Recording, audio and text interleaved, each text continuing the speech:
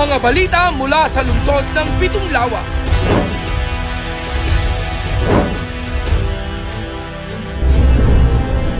Mga pabatid mula sa alkalde sa mga tanggapan ng lokal na pamahalaan at pangnasyonal.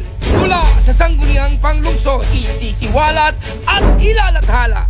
Abangan ang eksklusibo at eksplosibong mga ulat tuwing Sabado at Linggo, alas 6 ng gabi. Ito ang Balitang San Pablo! Narito na ang mga balita para sa linggong ito. Mayor Vicente Viamante nagpaabot ng pagbati sa isang San Pablenia na naging 2024 National Awardee for Outstanding Government Worker. Red Cross San Pablo City Chapter nag-courtesy call kina Mayor Vic Amante at Mayora Jem Castillo. Opisyal ng BFP San Pablo bumisita sa tanggapan ni City Administrator Larry S. Amante. Congressman Ben Amante nagsagawa ng People's Day noong September 19. Mayora Jem Castillo at City Agriculturist Office namahagi ng mga baka sa magsasaka ng lungsod ng San Pablo. Vice Mayor Justine Colago at Sangguniang Panglungsod personal na nagpaabot ng suporta sa LGU Idol Season 4. 112 regular session ng Sangguniang Panglungsod ginanap sa Barangay Santa Catalina. Magandang araw, lungsod ng San Pablo! Magandang araw, San Pableños! Para sa mga balita, Mayor Vicente Viamante nagpaabot ng pagbati sa isang San Pablenia na naging 2024 National Awardee for Outstanding Government Worker. Para sa mga detalye, narito si Milka Jane Reyes. Malugod na ipinaabot ni Mayor Vicente Viamante ang kanyang pagbati kay Attorney Jasmine F. Gutierrez na isang kawani ng Social Security System San Pablo City Branch at taga-barangay San Lucas II na ginawaran ni President Ferdinand R. Marcos Jr. bilang 2024 CSC Pag-asa National Awardee for Outstanding Government Worker. Ang gawad parangal ay ginanap sa Ceremonial Hall, Malacañang Palace noong September 18. Ayon sa punong lungsod, na ipakita ni Atty. Gutierrez ang kanyang dedikasyon at mahusay na serbisyo publiko ay nakapagbigay ng karangalan sa lungsod ng San Pablo. Milka Jane Reyes, LGU Idol ng OSWD, Balitang San Pablo. Red Cross San Pablo City Chapter nag-courtesy call kina Mayor Vic Amante at Mayora Jem Castillo. Ang mga detalye ng balitang yan mula kay Albert Dinglasan. Nag-courtesy call ang mga opisyales ng Red Cross San Pablo City Chapter kina Mayor Vicente Viamante at Mayora Jem Castillo noong September 19 upang magpasalamat sa patuloy nilang pagsuporta sa mga adhikain at programa ng Red Cross. Bumisita sina Director Aaron Cabrera, Red Cross Chapter Administrator Dory Cabela, Board Treasurer Josefina Agoncillo, Board Member Carmela Acebido, Board Secretary Noraida Salvosa, Chapter Youth Council President Cyril Ann Opiana, Board Member Paul Michael Quadra, Board Member Romeo Rase at Red Cross Staff Jason Pajardo. Albert Dinglasan, LGU Idol ng GSO, Balitang San Pablo. Opisyal ng BFP San Pablo bumisita sa tanggapan ni City Administrator Larry S. Amante. Para sa mga detalye, narito naman si Aven Almario.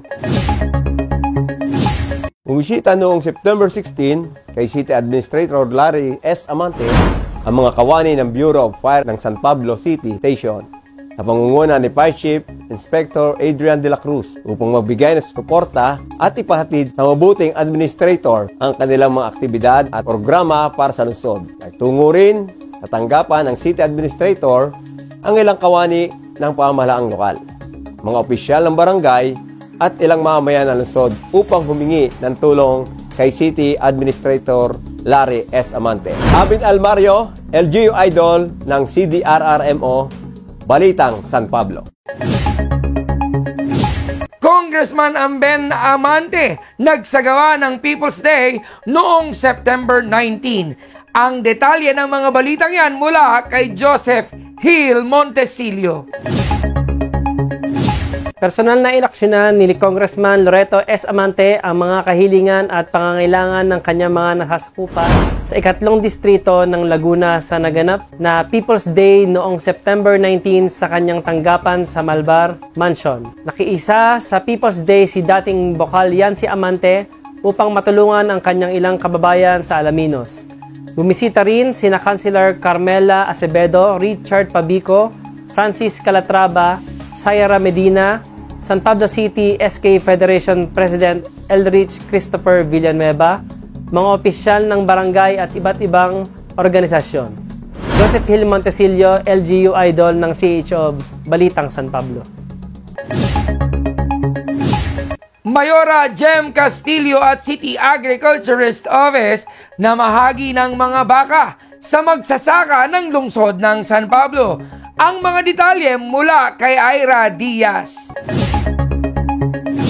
Bilang pagtataguyod ng Gender and Development Program ng Pamahalaan Lungsod, ay sinagawa ang livestock dispersal kung saan namuno si Mayora Jem Castillo Amante sa pamamahagi ng mga baka sa mga magsasaka ng Barangay Santo Niño, Santa Elena, San Joaquin, San Gregorio, Santa Monica, Bautista, Dolores at Del Remedio.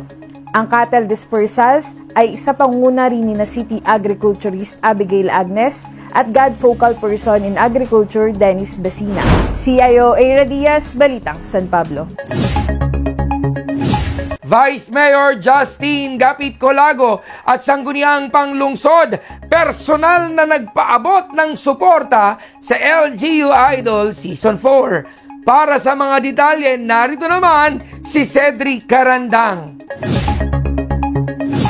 Dumalo at nagpakita ng suporta sina Vice Mayor Justine G. Colago, Councilors Ira Medina, Buhay Espiritu, Francis Calatrava, Lou Vincent Amante at ABC President Ariston A. Amante sa naganap na semifinals ng LGU Idol Season 4 noong September 20 na ginanap sa Pamana Hall.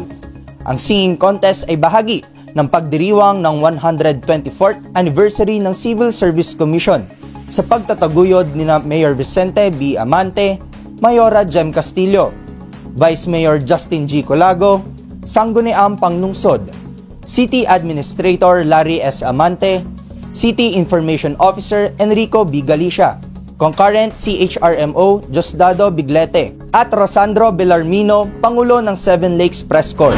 CIO Cedric Carandang, Balitang San Pablo. 112 regular session ng Sangguniang Panglungsod ginanap sa Barangay Santa Catalina. Ang detalye mula kay Wilbert Oceana. Ginanap sa Corporate Court ng Barangay Santa Catalina ang 112 regular session ng Sangguniang Panglungsod noong September 16, kung saan pinagtibay ang resolutions ng MOU sa Laguna College, MOA sa DSWD, ukol sa RA 11916 Anti-Criminality Action Plan ng SPCPNP Santissimo Rosario Vegetable Farmers Association bilang isang civil society organization at barangay budget ng 4C, San Bartolome, San Diego at Santa Veronica. Pinagtibay rin ang mga pagbati sa Biyahe de la Felicidad Travel and Tour kay CEO Joan Titular, mga bagong officers ng Kabaka, commendation sa mga dating Kabaka officers at mga bagong officers ng BAUSI at BPSO. Pagbati rin sa 49th founding anniversary ng Scout Royal Brotherhood, pasasalamat sa mga barangay officials ng Santa Catalina, at pakikidalamhati sa pamilya at posthumous award kay OSCA President Efren Asusan. Pagpapatibay sa kahilingan na isara ang mga kalye mula Chamorro Phase 1 hanggang Phase 2 mula September 28 hanggang 29, at pakikidalamhati sa pamilya ni Ginang Nene Meriales. CIO Wilbert Oceana, Balita San Pablo. Para sa mga karagdagang impormasyon ay i-follow kami sa aming Facebook page at City Information Office San Pablo o CIO San Pablo. Mag-subscribe din sa aming YouTube channel at CIO San Pablo. Manatiling updated sa mga kaganapan sa lungsod ng San Pablo. ito pa rin ang tagubilin ng ating minamahal na punong lungsod, Mayor Vic Amante, kasama si Vice Mayor Justin Colago at ang bumubuo ng sangguniang panglungsod.